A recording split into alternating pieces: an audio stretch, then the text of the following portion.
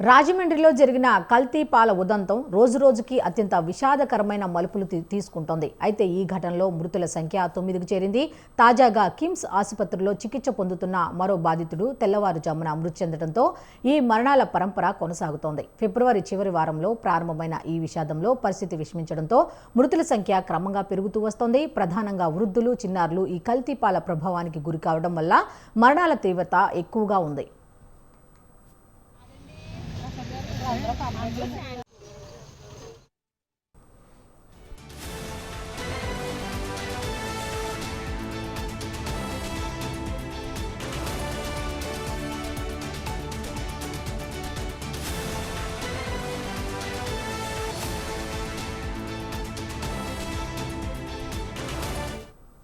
ప్రస్తుతం రాజమండ్రి, వైజాగ్లోని వివిధ ఆసుపత్రుల్లో చికిత్స పొందుతున్న మరో 11 మంది బాధితులు మృత్యువుతో పోరాడుతున్నారు. అయితే వీరిలో సుమారు 7గురి పరిస్థితి అత్యంత విషమంగా ఉందని, వారు ప్రస్తుతం వెంటిలేటర్పై చికిత్స పొందుతున్నారని వైద్యులు పేర్కొన్నారు.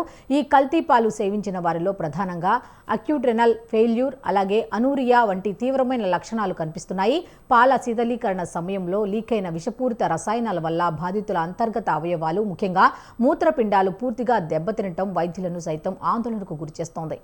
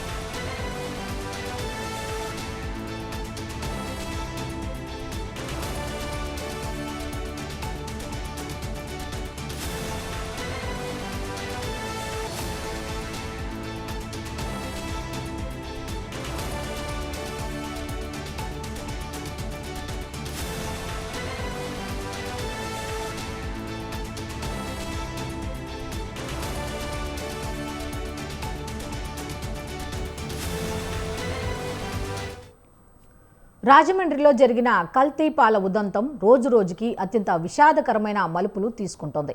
ఈ ఘటనలో మృతుల సంఖ్య 9కు చేరింది. తాజాగా కిమ్స్ ఆసుపత్రిలో చికిత్స పొందుతున్న మరో బాధితుడు తెల్లవారుజామున మృతి చెందడంతో ఈ మరణాల పరంపర కొనసాగుతోంది. ఫిబ్రవరి చివరి వారంలో ప్రారంభమైన ఈ విషాదంలో పరిస్థితి విషమించడంతో మృతుల సంఖ్య క్రమంగా పెరుగుతూ వస్తోంది. ప్రధానంగా వృద్ధులు, చిన్నారులు ఈ కల్తీ పాల ప్రభావానికి గురి కావడం వల్ల మరణాల తీవ్రత ఎక్కువగా ఉంది. ప్రస్తుతం అలాగే రాజమండ్రి, వైజాగ్లోని వివిధ ఆసుపత్రుల్లో చికిత్స పొందుతున్న మరో 11 మంది బాధితులు మృత్యువుతో అయితే పోరాడుతున్నట్టుగా తెలుస్తోంది. వీరిలో సుమారు 7గురి పరిస్థితి అత్యంత విషమంగా ఉందని, వారు ప్రస్తుతం వెంటిలేటర్పై చికిత్స పొందుతున్నారని వైద్యులు పేర్కొన్నారు.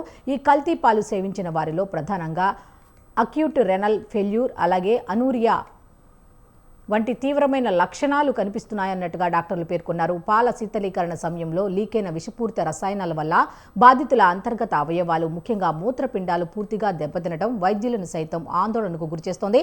అయితే ఇదే అంశానికి సంబంధించి మా కరెస్పాండెంట్ నవీన్ రాజ్ మరిన్ని డీటెయిల్స్ అందిస్తారు. నవీన్ రాజ్, చెప్పండి. Thank you Manishri.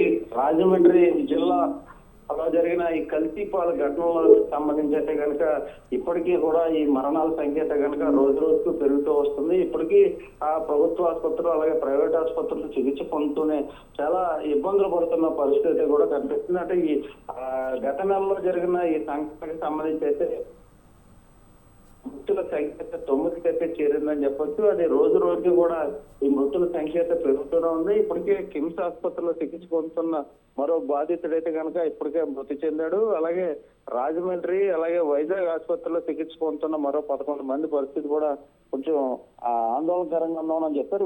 వీరిలో అయితే కనుక ఆ 5గురు పరిస్థితి ఇంకా విషమంగా ఉందని చెప్పేసి ఇటు వైద్యులు అయితే చెప్తున్నారు. దీనికి సంబంధించి అయితే ఆయా ప్రాంతాల్లో అయితే ఇప్పుడు ఆ చోడేశ్వర్ నగర్ కావచ్చు, అలాగే సరస్వతి నగర్ కావచ్చు, అలాగే రాజమండ్రి లాలా చెరువు కావచ్చు, ఈ ప్రాంతాల్లో అయితే ఇప్పటికీ కూడా కుటుంబాలు అయితే, బాధిత కుటుంబాలు అయితే రోజు రోధిస్తున్న పరిస్థితి ఉంది. ఈ కల్తీ పాలు ఘటనలు అయితే కనుక అనారోగ్యం పాలయ్యి అటు మొత్తం అవయవాలు కూడా ఇబ్బంది పడుతున్న పరిస్థితి ఉంది. చికిత్స పొందుతూ ఒక పక్క నుంచి అయితే వెంటిలేటర్ మీద, ఒక పక్క నుంచి ఆ ఆక్సిజన్ అందిస్తూ కూడా చాలా ఇబ్బంది పడుతున్నారు. మరోవైపు అయితే కనుక ఈ బాధితుల సంఖ్య రోజు రోజుకు పెరగడంతో ఆ ప్రాంతాల్లో అయితే ఆందోళన అయితే వ్యక్తం చేస్తున్న పరిస్థితి ఉంది.